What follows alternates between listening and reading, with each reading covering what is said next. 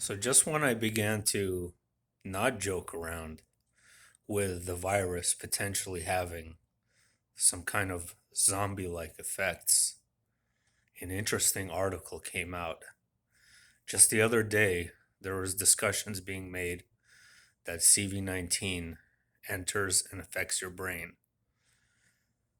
Now, I'm by no means an expert on this, but if any of you are, I'd like to know how common is that for this type of virus? And if it's unusual in any way. There was also a mutated strain in England that they say is like nothing they've ever seen before. Now, that wording alone is suspicious. And the thing that immediately clicked in my head is the film 28 Days Later. Now, that was announced about 2 days ago. So 28 days later, in our case, would be, I don't know, mid January. I would have to look up the exact date and see if there's any association with numerology because there might well be. Um, Let me just read you a brief part of this article.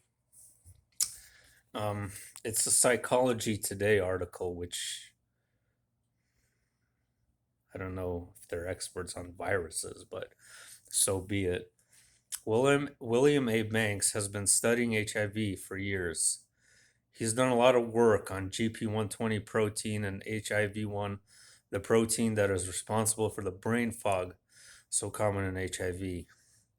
That's because GP120 crosses the blood brain barrier and is likely toxic to brain tissues. So when Banks started hearing about the long term brain fog happening in people who've had CV-19, he said in the news release it was like deja vu. Banks began wondering if the spike protein in SARS CoV-2, the virus that causes CV-19, behaved similarly to GP120. He and his team, which studies the blood brain barrier in Alzheimer's, obesity, diabetes, and HIV, got to work. Um, their study, published in Nature Communications, found that SARS CoV-2 spike protein, known as S1, can cross the blood brain barrier in mice. And in very bad news for the brain, the spike protein then causes inflammation in the brain. If this holds true for humans, that inflammatory response may lie in the root of CV-19 brain fog. Um, CV-19 is scary enough as it is. It can make people incredibly sick or kill them. Survivors of CV-19 may experience long-term lung or heart damage. In fact, the inflammation of the heart is such a problem, the American Academy of Pediatrics has issued guidelines for pediatricians on when young athletes can return to competition. Anyway, it goes on and on and on. I'm not going to read the whole thing, but interesting brain fog.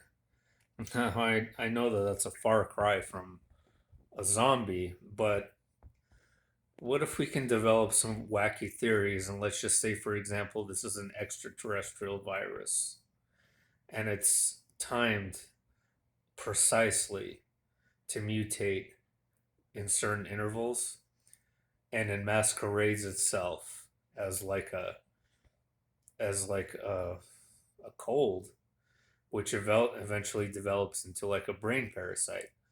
And this sounds like something straight out of a movie, but I'm developing these ideas because there's just something that smells so zombie about this. I don't know. The whole thing just reeks of zombiness to me. I mean, maybe to most others it doesn't. Um, but there's something about it that I just feel like there has to be like some kind of connection. Only time will tell though if that ends up being true or not. But yeah, wouldn't that be interesting? And then you have the VC that uh, has the nanobots that would track the progress of the alien virus as it mutates in your brain. Theories, theories. Maybe I'm just bored as hell because I am a little bit bored today, but it's good. It's good to speculate on these things because we should never trust anything they say, huh?